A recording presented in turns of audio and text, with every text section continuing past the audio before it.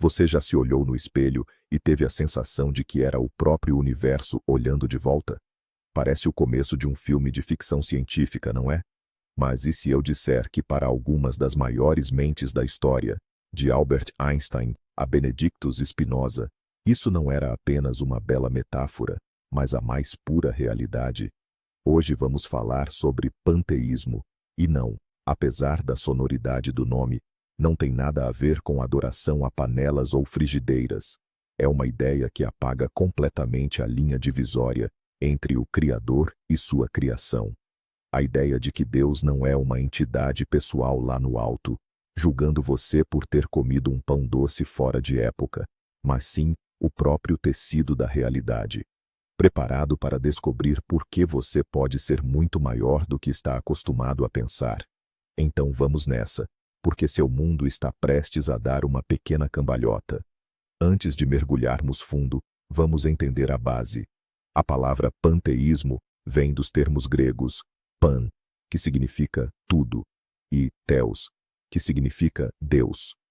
O termo em si só foi introduzido pelo matemático Joseph Raphson em 1697, mas a ideia é literalmente antiga como o mundo. Você certamente já ouviu falar de paganismo ou doutrinas orientais, onde a natureza era vista como sagrada. Mas o panteísmo filosófico moderno não são apenas danças tribais ao redor de uma fogueira. É uma tentativa rigorosa, lógica e até mesmo científica de explicar o que é a realidade. No centro da nossa história estará um homem muito discreto que viveu em Amsterdã no século XVII. O nome dele, Baruch Spinoza. Foi ele quem transformou o panteísmo de um vago sentimento em um sistema filosófico robusto, algo que, aliás, lhe custou caro. Mas falaremos disso mais tarde. O principal que você precisa memorizar agora é o seguinte: no panteísmo, não há divisão entre sagrado e profano, entre celestial e terreno. Existe apenas um único todo. Vamos começar pelo essencial. Afinal, o que é Deus para um panteísta? Imagine que você cresceu com a ideia de Deus como um rei celestial. Ele se senta num trono, tem uma lista de regras, pode ficar bravo ou contente. Pois bem, o panteísmo pega essa imagem e a desfaz totalmente. Para o panteísta, Deus não é uma pessoa. Ele não tem ego, não faz planos para o fim de semana e não tem favoritos. Deus é a totalidade de tudo o que existe. É cada átomo, cada estrela, cada pensamento na sua cabeça e cada folha de uma árvore. Imagine o oceano. As ondas podem ser grandes ou pequenas, agitadas ou calmas, mas no fundo, todas são apenas água. Elas não estão separadas do oceano. Da mesma forma, nós, as cadeiras onde estamos sentados e as galáxias distantes, somos apenas diferentes formas que a substância divina única assume. Isso muda tudo, não é verdade? Se Deus é tudo, isso significa que não há nenhum lugar onde Deus não esteja. Agora, vamos falar sobre o homem que realmente deu início a tudo isso na Europa. Baruch Spinoza. Imagine Amsterdã no século XVII. Era a cidade mais livre do mundo, mas mesmo ali, a liberdade tinha seus limites. Spinoza era um jovem e brilhante pensador judeu, mas começou a fazer perguntas que ninguém queria ouvir. Ele perguntava: se Deus é infinito, como ele pode ser uma pessoa? Afinal, ser uma pessoa, ou ter personalidade, implica em limitações. Se eu sou eu não sou você. E Deus deve ser tudo. Por causa dessas ideias, em 1656, ele foi submetido à mais severa excomunhão da comunidade, o chamado Herem. O texto dessa maldição sobreviveu até hoje, e ele simplesmente gela a alma. O texto diz: maldito seja ele de dia, e maldito seja de noite. Maldito quando se deita, e maldito quando se levanta. Ninguém devia falar com ele, ninguém devia ler seus livros. E tudo isso por causa da ideia de que Deus e a natureza são uma e a mesma coisa. A célebre fórmula de Spinoza em latim é Deus sive natura. Deus, ou a natureza. Repare bem neste ou. Não se trata de uma escolha entre duas coisas, mas sim de um sinal de igualdade. Spinoza defendia que só existe uma única substância. Tente processar isso. Geralmente pensamos que o mundo é composto por montes de coisas distintas. O telefone, a sua mão, o ar que respiramos. Mas Spinoza diria: não, estas não são coisas distintas. São apenas modos diferentes de ser da mesma e única coisa. Assim como o gelo, a água e o vapor são todas formas da mesma substância.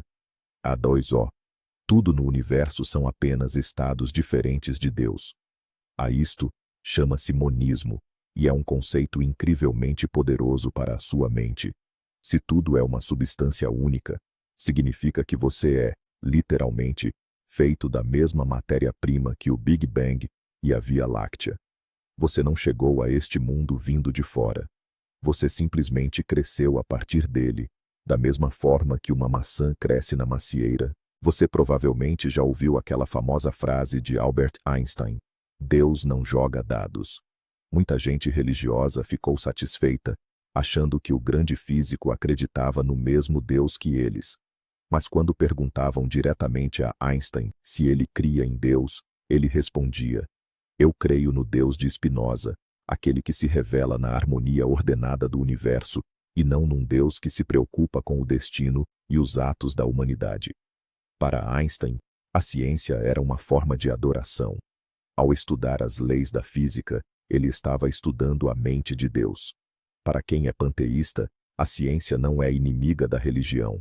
Pelo contrário, um telescópio ou um microscópio são apenas ferramentas para observar melhor o rosto de Deus.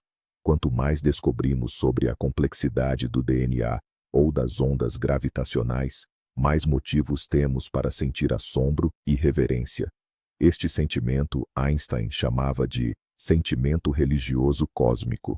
É ter arrepios na pele não por medo do inferno, mas sim pela pura grandeza e beleza do universo.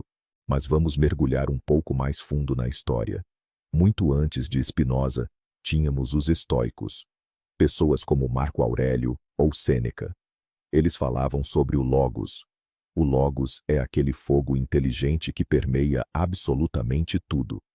Para os estoicos, o universo era um organismo vivo.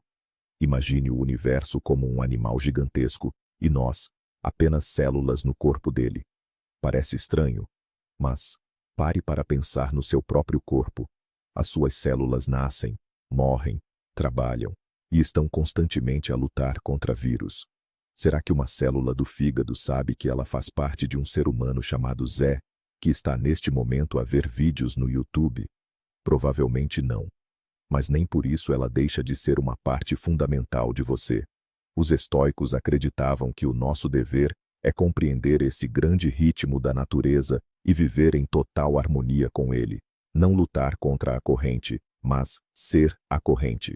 Se o universo é racional e inteligente, então tudo o que acontece faz sentido, mesmo que para nós, meras células, esse sentido nem sempre seja óbvio. Agora, vamos dar uma olhada no Oriente. Se você já se interessou por yoga ou hinduísmo, talvez tenha ouvido a frase Atman é Brahman. Nas Upanishads, textos indianos ancestrais, é dito que o seu verdadeiro eu, que eles chamam de Atman, e a realidade divina suprema, o Brahman, são, na verdade, a mesma coisa. Isso é puro panteísmo. O hinduísmo é frequentemente retratado como uma religião com milhares de deuses. Mas qualquer hindu sábio lhe dirá que todos esses deuses, Shiva, Vishnu, Ganesha, são apenas máscaras usadas pelo Uno, para que seja mais fácil para nós o compreendermos. É como a luz que atravessa um prisma. A luz é uma só, branca, mas o prisma a divide em um arco-íris. Vemos o vermelho, o azul, o verde, mas, em essência, tudo aquilo é a mesma luz. O panteísmo diz: não se prenda às cores, lembre-se da fonte de toda essa luz. Mas e a ciência moderna? É aqui que a coisa fica realmente fascinante. Peguemos o exemplo de Carl Sagan, o famoso astrofísico. Ele era, essencialmente, um panteísta científico. Ele dizia: Nós somos o meio que o universo usa para conhecer a si mesmo. Pense um pouco nesta frase. Os átomos do seu corpo foram forjados no núcleo de estrelas moribundas, bilhões de anos atrás. O cálcio nos seus dentes, o ferro no seu sangue, tudo isso é pó de estrelas. Isso não é poesia, é um fato astrofísico. Quando você olha para o céu noturno, não é você olhando para o universo. É o universo que está olhando para si mesmo através dos seus olhos. Isso muda completamente a sua sensação de solidão. Você não é um ser insignificante em uma rocha flutuando no vazio. Você é o próprio universo, que por um breve período de tempo assumiu a forma humana só para tomar uma xícara de café e refletir sobre o sentido da vida. Aí surge uma questão lógica. Se eu sou Deus e esta mesa também é Deus, por que é que eu me sinto separado? Por que é que eu sinto dor, sinto medo? Por que preciso pagar impostos? Os panteístas, e especialmente filósofos como Alan Watts, explicam que tudo isso é o grande jogo. Ou como dizem na Índia, é Maya, a ilusão. Imagine que você está brincando de esconde-esconde, mas está jogando consigo mesmo. Para que o jogo tenha graça, você precisa esquecer que você é, ao mesmo tempo, quem se esconde e quem procura. O ego é exatamente esse sentimento de separação. Ele é crucial para a nossa sobrevivência. Se um tigre na selva pensasse que ele e o antílope são a mesma coisa, ele morreria de fome. O ego é uma ferramenta útil, como um traje espacial. O problema começa quando passamos a achar que somos o traje espacial. O panteísmo sugere que tiremos o capacete e respiremos o ar, de peito aberto. Vamos dar uma olhada na física quântica. Não vou sobrecarregá-los com fórmulas, mas existe um fenômeno chamado entrelaçamento quântico.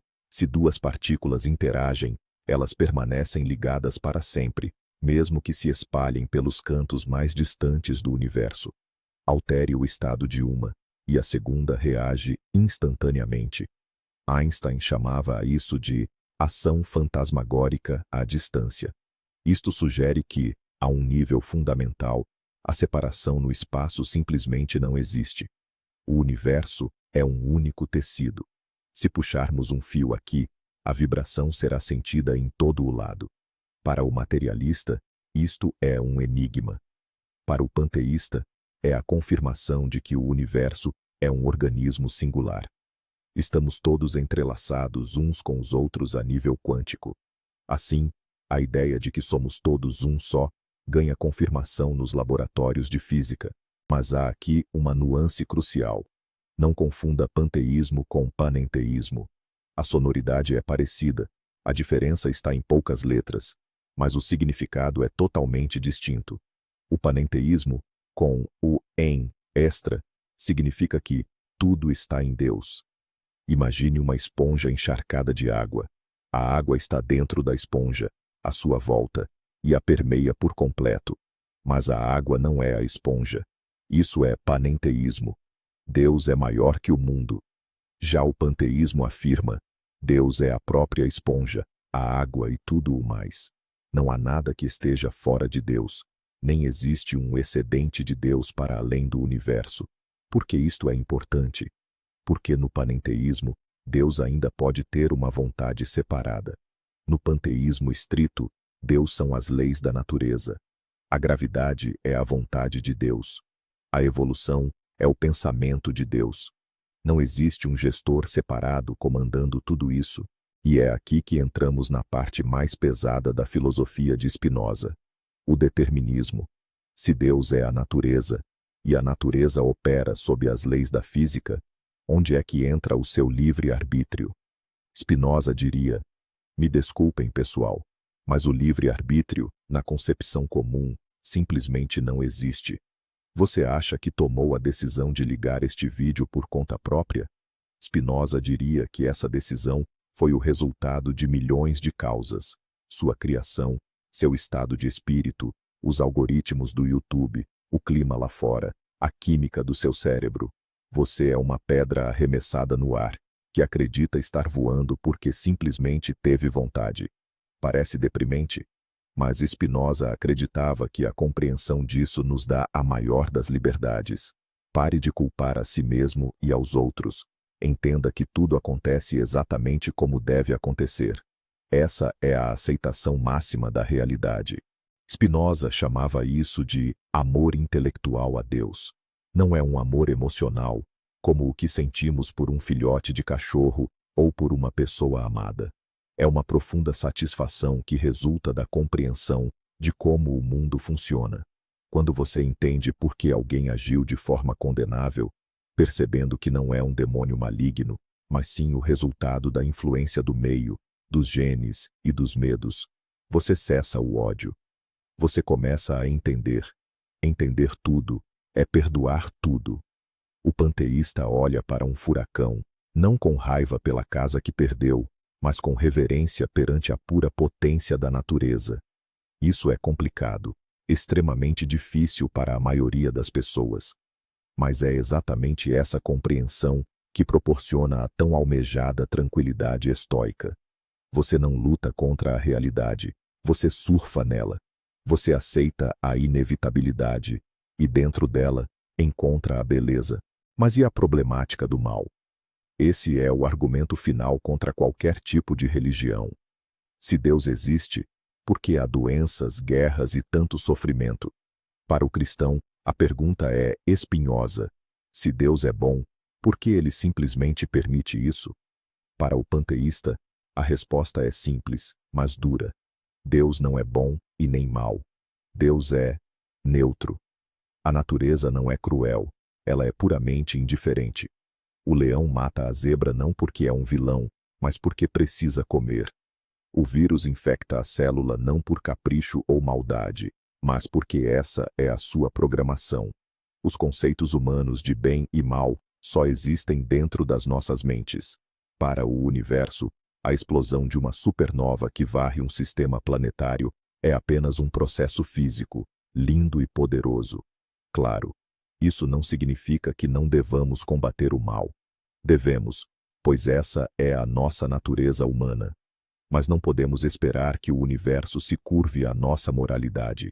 Quero que conversemos sobre a natureza vista como um templo. Nas religiões tradicionais, um templo é uma construção, geralmente feita de pedra. Já no panteísmo, o templo é a floresta, são as montanhas, é o oceano. Você não vai à igreja para encontrar Deus, você simplesmente sai de casa. Isso gera uma ética ecológica completamente diferente. Se a terra é o corpo de Deus, poluí-la, desmatar florestas e envenenar rios não é apenas uma má ação, é um sacrilégio. É o mesmo que cuspir na própria sopa. Hoje, o panteísmo está se tornando a base filosófica para muitos movimentos de conservação ambiental. A ecologia profunda defende que a natureza tem valor em si mesma e não apenas por ser útil para o ser humano. Devemos cuidar do planeta, não só porque precisamos viver nele, mas, acima de tudo, porque ele é sagrado. Toda árvore é um santuário. Pense na cultura pop. O panteísmo está em todo lugar, só que nem sempre reconhecemos o rótulo. O exemplo mais claro é Star Wars. O que é a força? Ela nos cerca, penetra em nós e une a galáxia. Isso é panteísmo puro, com alguns toques de taoísmo. Os Jedi não rezam a um deus, eles interagem com um campo de energia. Ou pensemos no filme Avatar, de James Cameron. O planeta Pandora é uma única rede neural, onde todos os seres vivos estão conectados a Eywa. Eywa não é uma deusa no céu, é a consciência coletiva de toda a biosfera. Por que esses filmes nos tocam tanto? Porque, no fundo, ansiamos por essa sensação de unidade. Estamos cansados de sermos átomos solitários num cosmos frio. Queremos fazer parte de uma força maior. As críticas existem, e são bem mordazes. O famoso biólogo Richard Dawkins, por exemplo, descreveu o panteísmo como um ateísmo maquiado. Os céticos questionam: por que diabos chamar o universo de Deus? Por que não apenas chamá-lo de universo e dar o assunto por encerrado? Qual a necessidade de arrastar toda essa bagagem religiosa? Os panteístas, no entanto, respondem: A palavra universo soa demasiadamente seca e técnica. Ela não consegue transmitir a sensação de reverência e sacralidade que sentimos diante da vida. A palavra Deus é o termo mais poderoso em nosso idioma para designar algo supremo, algo que inspira profunda veneração. Os panteístas usam-na justamente para demonstrar a sua postura emocional e afetiva diante da realidade. Não se trata apenas de um cosmos frio, mas sim de um cosmos vivo, misterioso e que respira. E quanto à morte? Essa é, talvez, a questão mais aterrorizante. Nas religiões tradicionais, prometem-nos o paraíso, o inferno ou um novo renascimento. O panteísmo, no entanto, oferece outro tipo de consolo. A morte não é o fim, mas sim uma transformação. Lembra-se da lei da conservação da energia? A energia não pode ser criada nem destruída, apenas transformada. Quando você morre, os átomos do seu corpo regressam ao ciclo natural da natureza. A sua consciência, que fazia parte da consciência coletiva do universo, regressa à sua fonte. Imagine que você é uma gota arremessada para fora do oceano por um instante. Você está a voar no ar, a brilhar sob o sol. Sente-se uma gota separada. Mas depois, você cai de volta. Você deixa de ser uma gota, mas não deixa de ser água. Você torna-se o oceano. Há também um conceito muito interessante: o biocentrismo, proposto pelo cientista Robert Lanza. É algo bem próximo do panteísmo. Lanza afirma que não é o universo que cria a vida, mas sim a vida que cria o universo. Sem um observador, sem consciência, o universo só existe como uma probabilidade. Isso nos leva de volta à ideia de que a consciência é uma propriedade fundamental da realidade, e não apenas um efeito colateral aleatório da evolução. Se for assim, o universo literalmente desperta através de nós. Nós somos os olhos pelos quais o cosmos olha para as suas próprias mãos. Isso confere um enorme sentido à vida humana. Não somos uma coincidência. Somos um órgão sensorial de Deus. Como viver, afinal, se você é panteísta? Ao contrário das religiões com mandamentos, aqui não existe um manual de instruções. Mas existem princípios. O primeiro é a atenção plena. Viver o aqui e agora, prestando atenção à beleza das coisas simples. O sabor do chá, o som do vento, o sorriso de uma criança. Tudo isso são manifestações do divino. O segundo é o respeito por tudo o que é vivo. O terceiro é a curiosidade. Estudar e explorar o mundo é, em si, uma prática espiritual. E talvez o mais importante de todos é a ausência de medo. Se você entende que faz parte de um todo eterno, o que há para temer? Você estava aqui bilhões de anos antes de nascer, como poeira estelar, e continuará aqui, em novas formas, daqui a bilhões de anos. Você está em casa. O universo é o seu lar, e você jamais poderá deixá-lo. No mundo contemporâneo, o panteísmo tem crescido em popularidade. As pessoas sentem-se limitadas pelas estruturas das religiões dogmáticas, mas o materialismo frio também não lhes oferece o calor que procuram. Precisam de algo que harmonize a visão científica do mundo com a sua sede espiritual. E o panteísmo oferece exatamente isso. Não exige que se acredite em milagres que contrariem as leis da física. Para um panteísta, o maior milagre é simplesmente o facto de que algo existe, em vez do nada.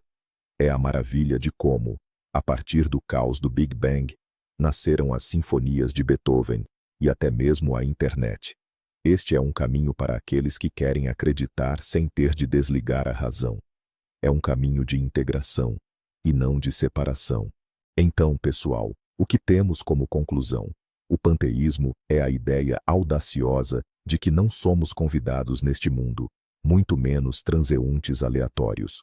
Nós somos o próprio universo, tomando consciência de si. É a filosofia que destrona o ego e nos devolve aquele sagrado espanto pela realidade.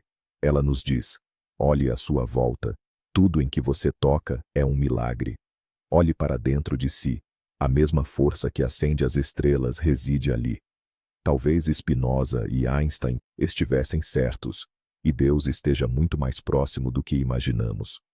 Ele não está acima de nós. Ele é tudo o que há. Muito obrigado por ter assistido a este vídeo até o fim. Se você sentiu arrepios pelo menos uma vez, é sinal de que nosso esforço valeu a pena. Essa ideia te assusta? Ou, pelo contrário, te acalma? Deixe nos comentários. Você está pronto para se considerar parte de Deus? Não se esqueça de se inscrever, deixar o seu like e ativar o sininho para que o universo te mande uma notificação sobre o próximo vídeo. Até a próxima, Partículas do Cosmos.